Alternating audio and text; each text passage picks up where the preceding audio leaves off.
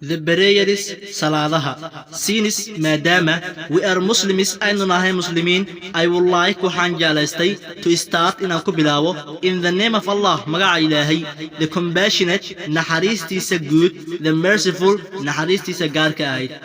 It really xaqiiqdiiba gives me waxay isiisaa a great pleasure, farxad aad u weyn, to stand inaan soo istaago ahead of you hortiina. I want waxaan doonayaa to say inaan yidhaahdo a few words xoogaha kelimada about ku saabsan prayer salaada. As we all know, sidaan dhammaankeena ognahay, the prayer salada is one of the 5 pillars of Islam, waa mid ka mid ah 5 tiir ee Islaamka. And it desired waxaana laga doonayaa for everyone qof kasta who believes aaminsan the existence jiritaanka of Allah ee Ilaahay and Prophet Muhammad inay Muhammad ba peace be upon him naxariis nabadgelyo dushiisa ha ahaatee.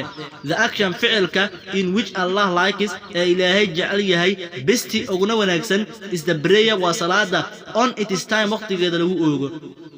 Therefore, si kasta ahaatee, we must keep waa inaan ilaalinaa our prayer salada on its time waqtigeeda aan ku ilaalinaa. As we are human being, haddii aanu nahay bani aadan, we always mar walbaba commit waxaa naga dhaca sinis maadaama and sinis dembi leh. Soo saa daraaddeed the best action ficilka ugu wanaagsan that Allah can forgive us kaasoo Ilaahay naga cafin karo is the prayer wa salada. If we don't pray haddii aanan dukanin, Allah will punish, Allah wuxuu naga ciqaabi doonaa in the hell, cadaabku nagu ciqaabi doonaa.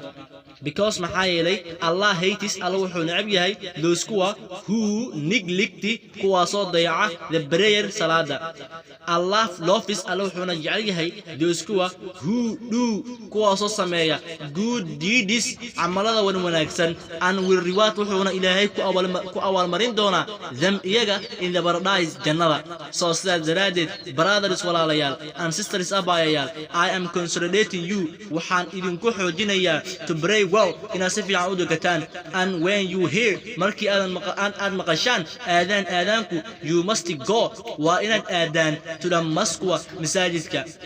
If you are sick, haddii aad xanuunsan tahay and can't go aadan aadi karin to the mosque masaajidka, you must pray waa inaad ku dukataa where you are meeshii aad joogto. I conclude waxaan ku soo gabagabaynayaa my speech hadalkayga by say anigoo dhahayo be afraid of Allah, Ilaahay ka baqa wherever you are, meel allaala meeshii aad joogtaanba.